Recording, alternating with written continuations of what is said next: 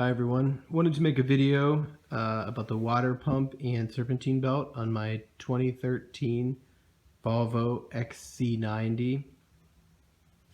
I got started on this job and realized it might be helpful to make a video for a lot of you guys out there. It's not a terrible job, but if you are going to do it, leave yourself plenty of time because it's much more involved than most of the serpentine belts that I've done. So to get in there, you need to sort of make a cavity here by removing, this is normally where the air filter goes, down in this area. And I had to remove several other things. So the AC compressor, there's a bracket that holds the AC compressor. That needs to go. I didn't remove the AC compressor lines, but you can see the AC compressor itself has to be free.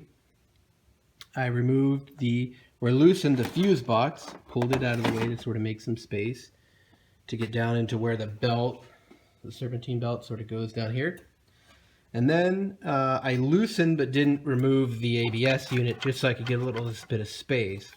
The strange thing about these Volvos is the serpentine belt down here on the back side, the water pump on the far side into the engine block is coupled to the power steering pump on this side.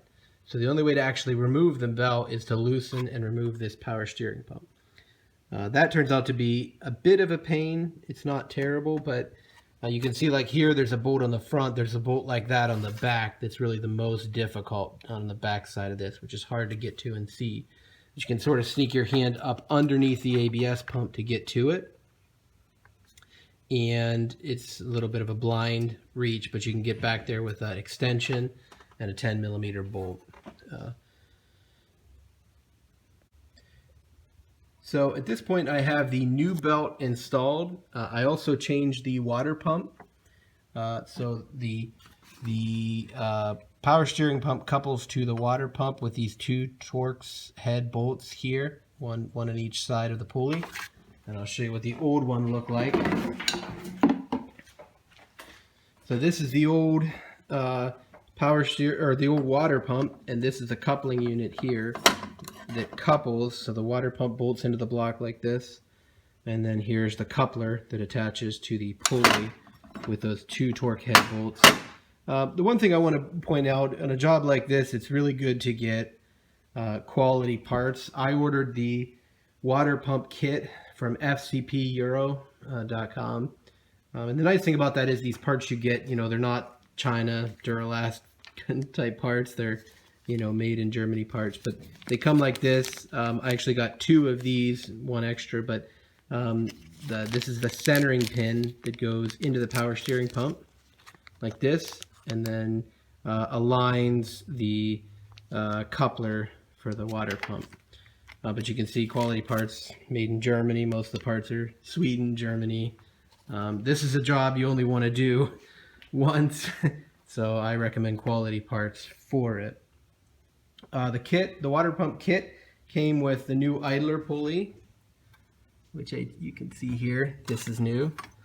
And then also the new tensioner, which mounts to the AC bracket, which I've yet to put back on, but I mounted the new bracket, and that's the pin that's holding the tension off. So once I install this, I pull the pin to reapply tension to the belt. All right. That's it for now. I'll give you an update when it's a little closer. Okay, a little bit further along now on the Volvo. Install the new AC compressor bracket assembly, the tensioner, the idler pulley. Installation is very straightforward, especially with the kit that I mentioned earlier. So pretty easy job reassembly. The next thing I wanted to show, so as part of this job, I'm also doing the thermostat.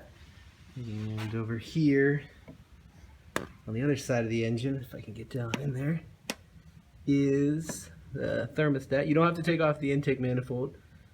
You can get to the thermostat just by reaching under. But the one thing I wanted to mention is plan on replacing the upper radiator hose when you change the thermostat.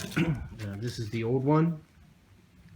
And you can see the thermostat is basically welded into the plastic, welded into the hose.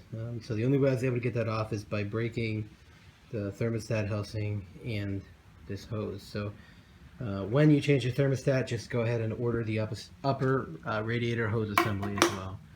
Other than that, it's a reach around job, very straightforward. Make sure you have a T30 bit that you can get in at the bolt heads for the thermostat housing, top and bottom. All right, that's it for now.